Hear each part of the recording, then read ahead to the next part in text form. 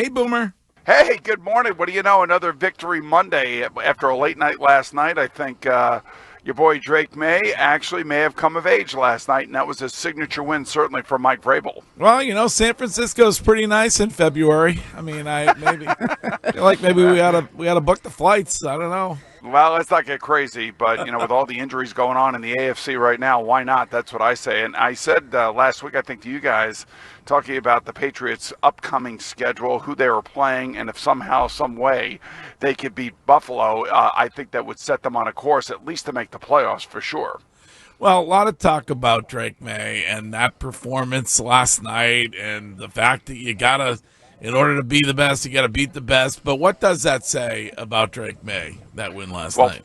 Well, first of all, watching the first half, I thought he was playing way too fast. I thought he was a little jittery. I thought there was some skittishness, that kind of stuff. Whatever Josh McDaniels said to him in the second half really certainly worked because he was a completely different player, and he actually out Josh Allen. Some of the throws that he made, and obviously Steph Diggs is still got a lot of ball left in him, man. 10 catches last night, 146 yards, and 2 of them coming on broken plays where he makes just unbelievable catches on the sideline.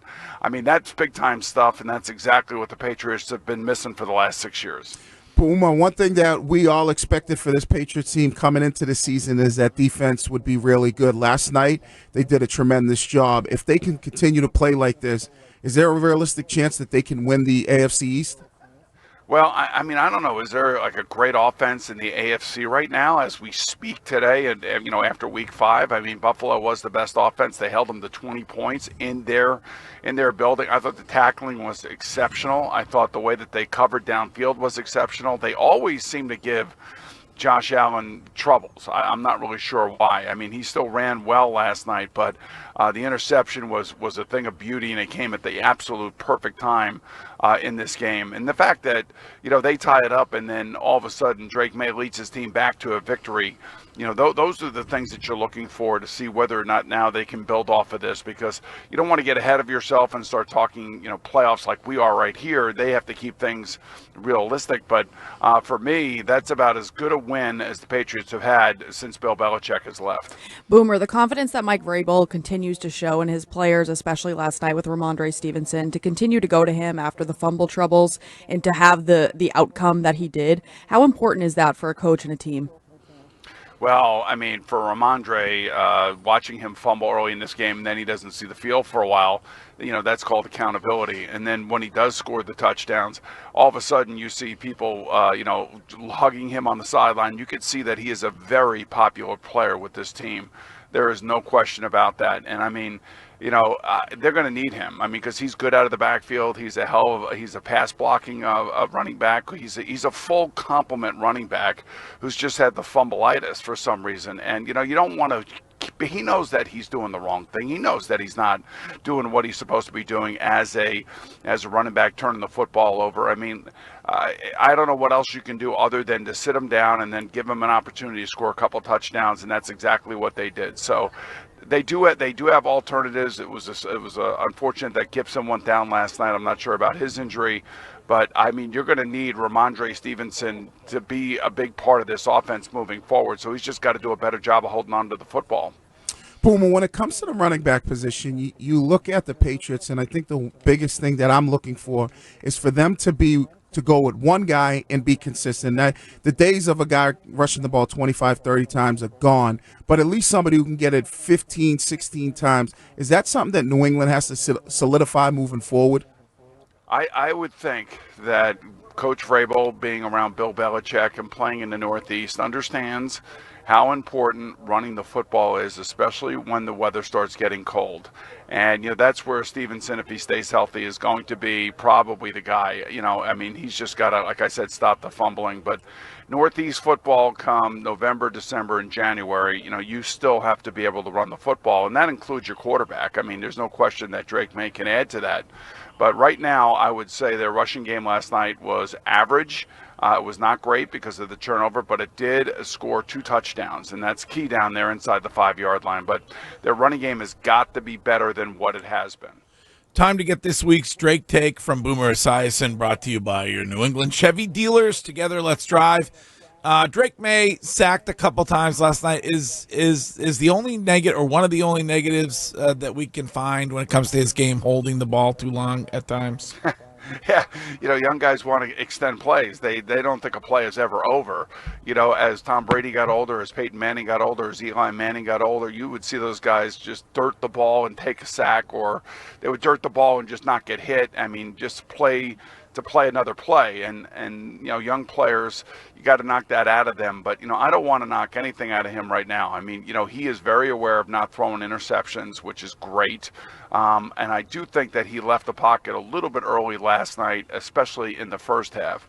But that second half was, if that's an indication of things to come on the road in a tough environment against the big, the toughest team you're going to play the rest of the year, that tells me volumes about how far he's come along under Josh McDaniels. So again, at the beginning of the year, we talked about Mike Vrabel being hired, and I was saying maybe the best hire that Mike Vrabel has had has been Josh McDaniels, because he's the guy that's going to bring out the best in Drake Maye. Boomer, we had to get our Drake's take in, and now I need the updated dumpster fire take on Bill Belichick and the North Carolina Tar Heels. This has been, as someone who is Team Tom, one of the great experiences of my football watching life, watching him implode with Mike Lombardi with the UNC Tar Heels. I don't take any great joy out of any of that. I mean, I always thought, and I still do believe, that Bill Belichick was the greatest coach in the NFL. His personal life notwithstanding, I mean, the stuff that he did up there with the Patriots, the decisions he made, the fact that he sat Drew Bledsoe and went with Tom Brady back in 2001. We all tend to forget that decision and how hard that must have been and what it ultimately led to. So, and when you listen to Bill Belichick and he talks about, how much the Patriots are worth now compared to when he took over as coach, he has a lot to do with that. So it's unfortunate what they're going through right now with University of North Carolina, but don't be surprised if he's standing on the sideline of the Giants next year. Jesus, that may happen. That may happen. I'm telling you, that's how bad football and baseball is right now down here in New York. Well, I thought heading into the weekend that it might have been John Harbaugh, but is John Harbaugh's job in jeopardy, or does he get a pass because of injuries? I think he's got to get a pass due to injuries. I mean, the whole team's built around Lamar. He didn't play yesterday. It was Cooper Rush. They also have 6 other Pro Bowl players that are injured, and I know Steve Bisciotti pretty well, the owner of the Baltimore Ravens. He doesn't overreact to anything. He is not pushed by fans. He isn't, read into anything. I mean, they are losing. They are falling apart. There is no question about that. And I know people are going to be talking about John Harbaugh. At the end of the day, there is a great amount of respect in that building for the way that team has actually conducted itself over the last 20 years, probably much like when Bill Belichick was in New England and they were still winning. So John Harbaugh is a terrific football coach. If for some reason they decided to move on from him, or he decided to want to, maybe leave there and go somewhere else, he would be the number one candidate for any team out there, and he would probably receive the highest coaching salary in the history of the league. Broncos gave the Eagles their first loss, Boomer. Eagles kind of got screwed by that no call at the end of the game.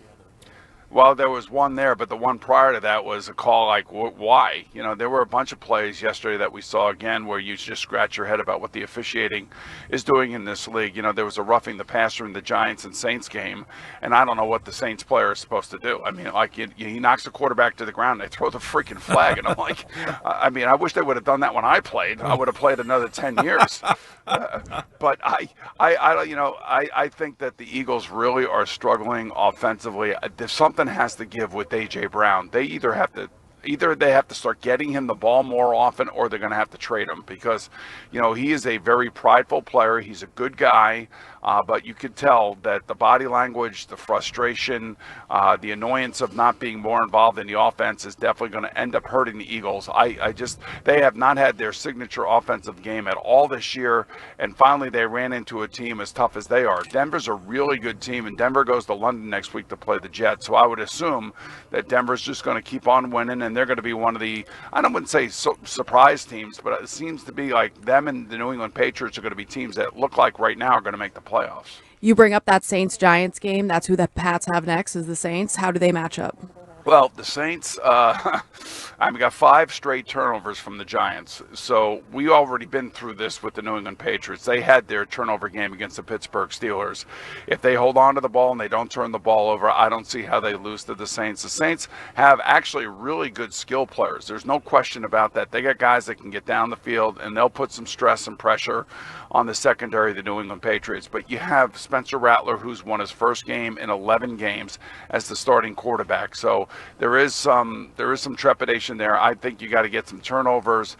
I think this is a game where the Patriots should be favored probably by 3.5 to 5.5 points, I would think. Question of the week for Boomer is brought to you by McFarland Energy, the region's most dependable provider of home heating oil delivery and expert HVAC services. Find them at McFarlandEnergy.com. Baker Mayfield throws for 379 yards in that win. If not for Josh Allen, is he should he be the MVP? I don't know. Dak Prescott looks pretty good, too, and he's playing with half a team, and he's still winning, but they did play the Jets. I will say that game in Seattle yesterday was an amazing game because there was no defense played. And Jermaine will tell you, when there's no defense played, it really looks like it's a pretty game, and a lot of guys are putting up huge numbers. It was great to see those two guys going back and forth at each other, given the state of their careers, where they are now, and how they're finally established after about 5 or 6 years in the league. But, man, Baker's been awesome. I can't say enough good things about him. I wish the Jets or the Giants would have signed him when they had the opportunity to, but both chickened out. They didn't want to bring that personality to New York, and thankfully he's in Tampa, and he's got a coach who loves him. Well, Boomer, it seems like when you leave New York, you have success. Look at Aaron Rodgers and Daniel Jones. Are the Indianapolis Colts, are they for real? I'm telling you, Jermaine, they are for real. They have an underrated roster. They've just had quarterback issues all the way back to when my buddy Frank Reich was the head coach there. I think he had 6 different quarterbacks starting for them in 6 straight years. And I think now they're up to either 8 or 9 different quarterbacks since they drafted Anthony Richardson. And Anthony Richardson was basically a draft choice of the previous owner, Jim Irsay, who unfortunately has passed away. He's not even remotely close to being ready to play quarterback in this league. So Daniel Jones inherited a really good roster. They have one of the best running backs in football. Kind of reminds me of where Saquon went last year. You know, Saquon went to Philadelphia, great offensive lineman.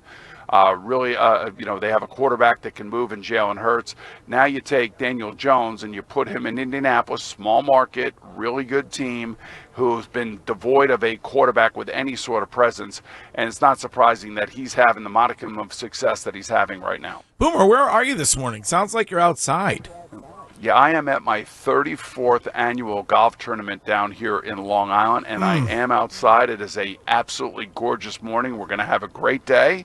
And, just like you, Greg, I, work my ass off away from the radio station and try to raise as much money as I possibly can. And I can't believe this is year 34 for us. That's amazing. We're getting up there, Boomer. I know we are. That's all it tells me. I'm just getting older and older and older. We're senior citizens. We have to at our age. We got to stay away from Mark Sanchez. Oh, jeez. Oh my God. I mean, what was he thinking about? God. Yeah. He didn't like where the truck was parked. That was kind of weird. I mean, Jermaine, have you ever been in a situation like that? You get your alcoholic muscles pumping, and you want to take somebody's head off? No, not me. I learned a long time ago. Just because you got alcohol juice in, you don't mean you're going to win. That's exactly right. But all I know is I've never been in an altercation even remotely close to something like that. And it sounds like, if you read all the articles, to me it sounds like Mark Sanchez was the aggressor, but I want to withhold any sort of judgment until we find out all the facts. Yeah. Okay. He was arrested, though. That's make any sense that's to me. one of the that does it for me generally. Yep. If you're leaving the hospital and they arrest you right away, you most likely have something to do with it. Maybe they should have moved him to strong safety. Maybe. Listen, congrats on 34 years of the golf tournament. That's awesome. We had, by the way, Nate Burleson was on the show Friday. Very kind words for you. He misses you on television, he said. He's great. He's a great guy to work with. I love him dearly. And I told him the first day that he worked with me at the NFL Today, I think it was like 5 or 6 years ago, I said, you're going to own this network before too long. And boy, he has ascended to great things. And, I know he's gotten into some controversy the last few weeks, but at the end of the day, that's what being on TV and having an opinion is all about. Boomer, hit him straight, and we will talk to you next week. Okay, guys, always great to talk to you on a Victory Monday. Sounds good.